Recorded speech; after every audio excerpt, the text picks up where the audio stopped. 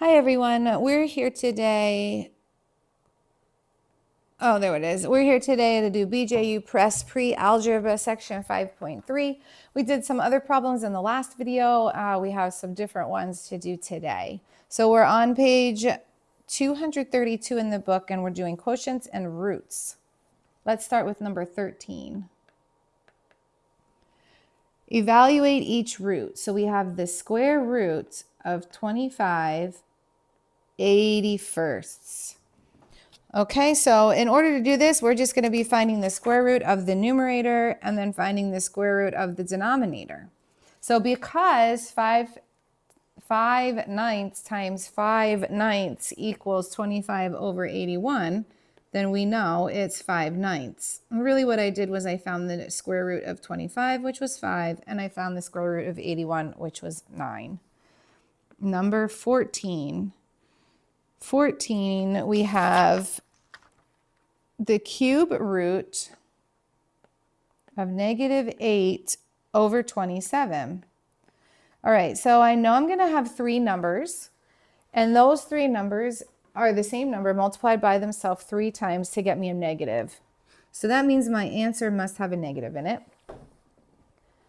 Then I'm going to do the cube root of the numerator, which is an 8. So what number times itself 3 times gets me 8? It would be 2. And the cube root of the denominator, which is 27. So what number times itself 3 times gets me 27? That's 3. So therefore I've got -2/3. Number 15. We've got the cubed root of 729/64. So it's essentially saying, what is the number multiplied by itself 3 times that gets me 729/64? So we'll do the cube root of the numerator, 729, which is 9, and the cube root of the denominator, 64, which is 4. Number 16.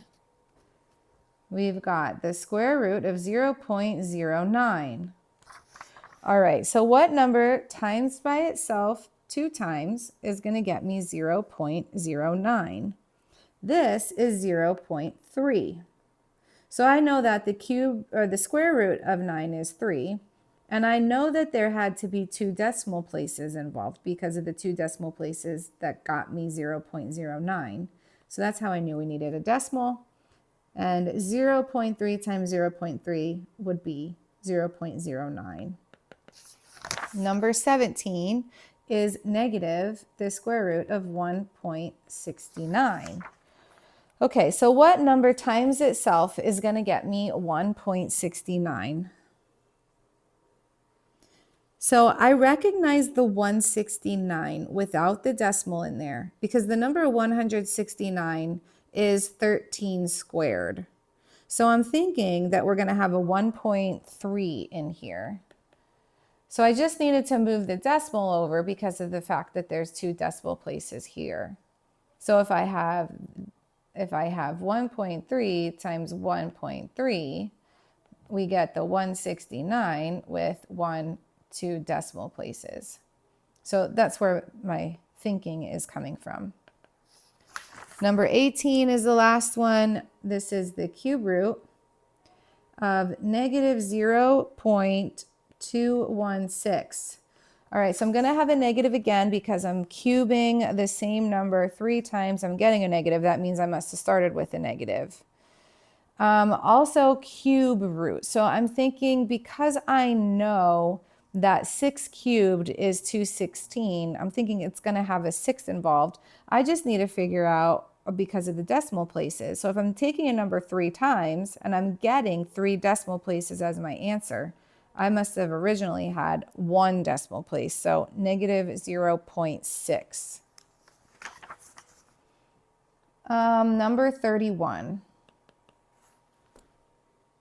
Use the guess and check method to estimate each root to the nearest tenth. So we have the square root of 13. Guess and check method. Okay, so in here, we're thinking about some of the square roots that we know. So, or some of the perfect squares maybe that we know. All right, so the ones that surround 13. Well, I know that 9 is a perfect square because it's 3 times 3. And I picked that because it's less than 13. But the next perfect square is 16, and that's 4 times 4. And again, I picked these because 13 lies in between these two perfect squares. So if I do the square root of everything, I'm going to have the square root of 9, which is 3, the square root of 13, which is our goal to find that, and the square root of 16, which is 4. All right, so we can actually figure out here relatively close,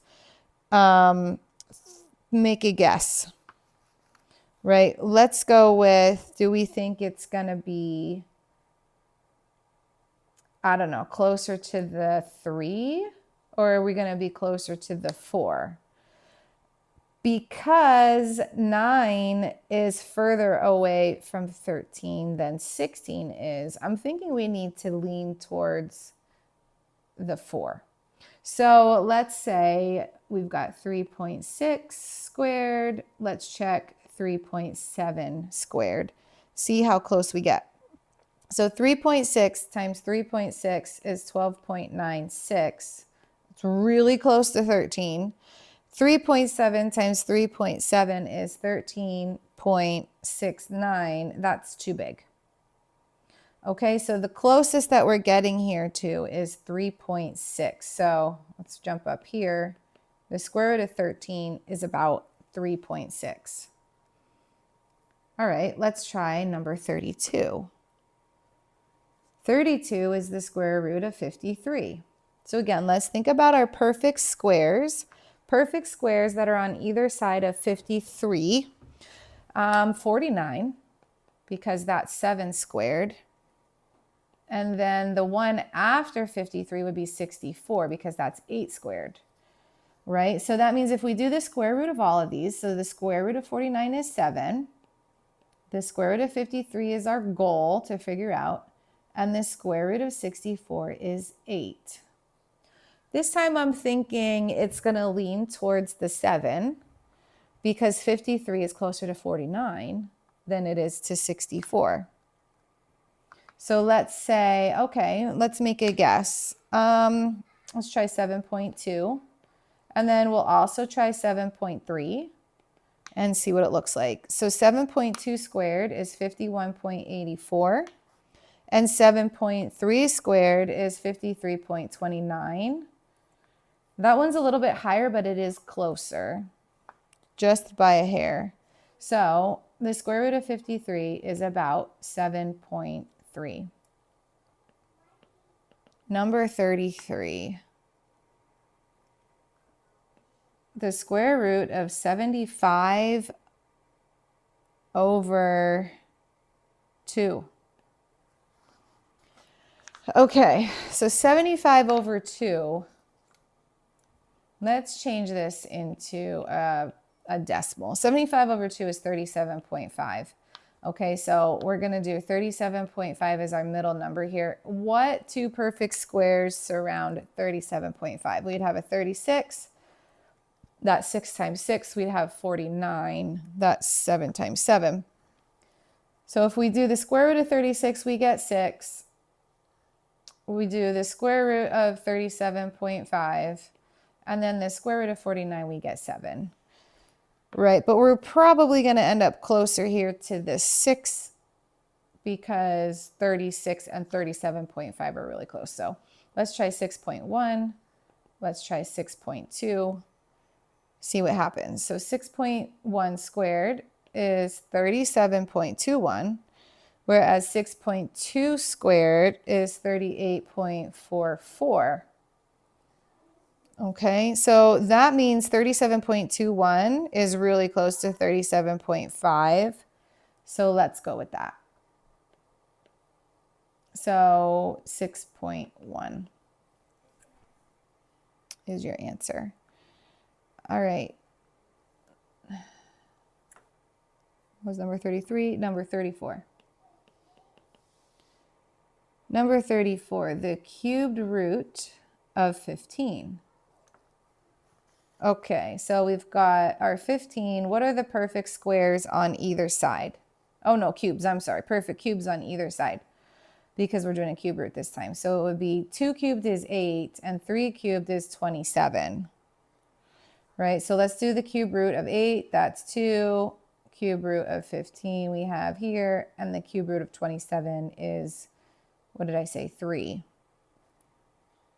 Okay, so let's do, it's kind of in the middle. So let's do 2.4. Let's see how that is. And let's check 2.5. We'll see how that is. So 2.4 cubed is 13.824.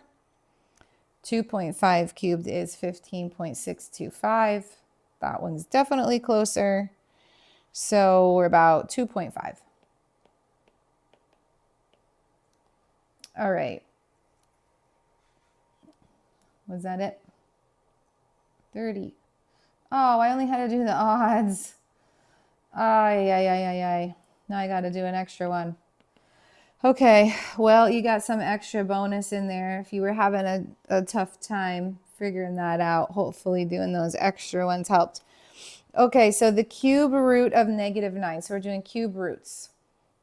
Okay, so we've got -9, and we need to do the cube roots on either end. So -2 cubed is -8. -3 cubed is -27. Just remember they're reversed because they're negatives. If we do the cube roots, we get -3, cube root of -9, and we get -2.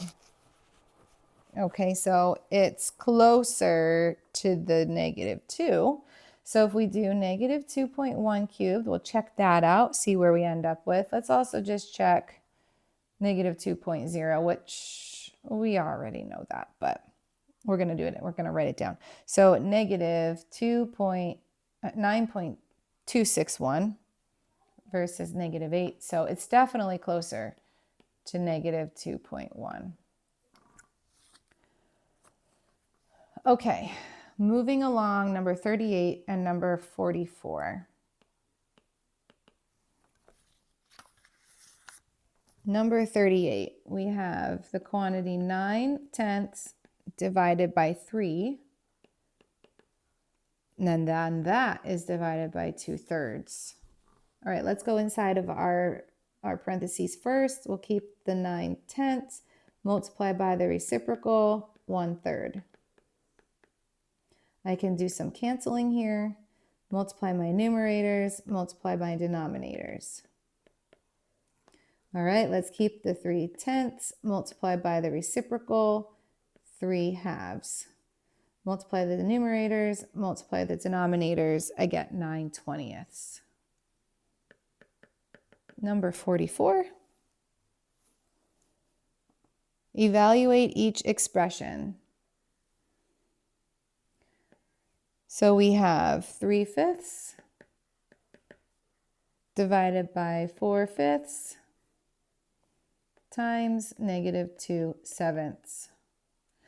We'll do inside the parentheses first. That's 3/5 times by the reciprocal. I can cancel, multiply my numerators, multiply my denominators, times by 2/7. We are already multiplying, so no reciprocals needed.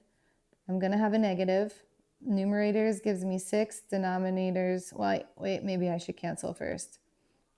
Let's cancel here. So numerator gives me 3. Denominator gives me 14. All right. Last section here. 51 to 60. Evaluate 3r plus 7 over 2s minus 4. R equals 11. S equals 7. So 3 times 11 plus 7 over 2 times 7 minus 4. This gets me 33 plus 7 over 14 minus 4, which is 40. over 10, or 4. Number 52. What is the unit rate for a car's average speed if it travels 301 miles in 7 hours? So you're just doing 301 divided by 7. That gets us 43 miles per hour. Number 53. Find the GCF and the LCM of each pair of expressions. 6x to the 4th y squared and 25x cubed z to the 6th. All right, so there is no GCF between the numbers 6 and 25. That means we're headed straight to the variables. There are 3 x's in common, so x cubed. Oh, and that's it. Okay, so least common multiple. Least common multiple, I guess I should probably do a factor ladder here. So let's do, well, it's just going to be 6 times 25. So 6 times 25, I guess I'll write it out for everybody. Right, so these are our factors. 25 is 5, 5, 1. Nothing is common. So the LCM is 2 times 3 times 5 squared, which is going to be 150. Variables, the most amount of x's that show up are 4. The most amount of y's that show up are 2. And the most amount of z's that show up are 6. Number 54. We have 45AB and 63XY. So the GCF, I'm going to do a double factor ladder here. So we get 3, that's 15 and 21. Then we get 3. So that's 5 and 7. Okay, so that means my GCF is 3 times 3, or 9. And none of those variables are the same or common. My LCM is going to be the 9 times 35, which is 31, A, B, X, Y.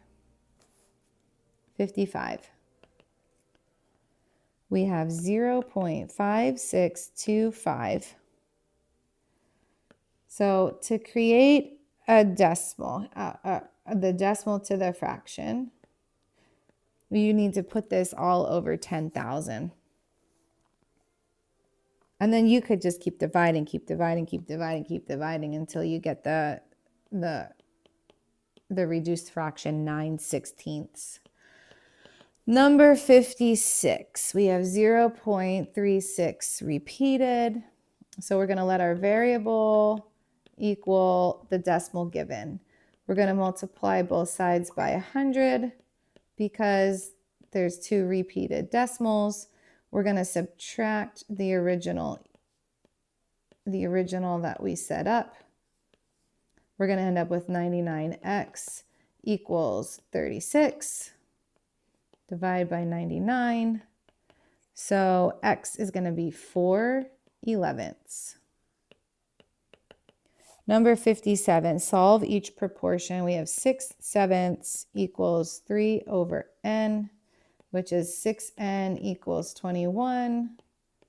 And we get that n equals, divide by 3 is 2, divide by 3 is 7. So 7 halves. Number 58, solve the proportion. A is to 6 as 9 is to 14. So 14a equals 6 times 9. And then divide by 14. So a, if we divide these by 2, is 27 over 7. 59. Which expression represents A over B plus C over D? So you're going to need common denominators here, right? So in order to add these, you need common denominators, which means you're going to have to multiply your denominators. And in order to multiply your denominators, you're also going to have to do that to the top. So if you needed to multiply this by D, that means you need to multiply AD by D. If you're going to need to multiply D by B, then you need to multiply this C by B. I just switched the order. So now I can see my common denominator is BD. I'm going to have AD plus BC. And this happens to be letter D.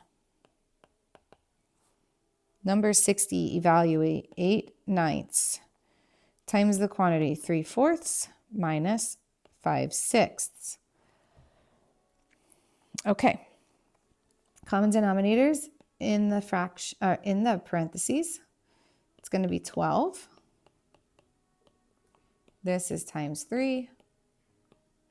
This is times 2. That means I have 8/9 times plus the opposite. Different signs, find the difference.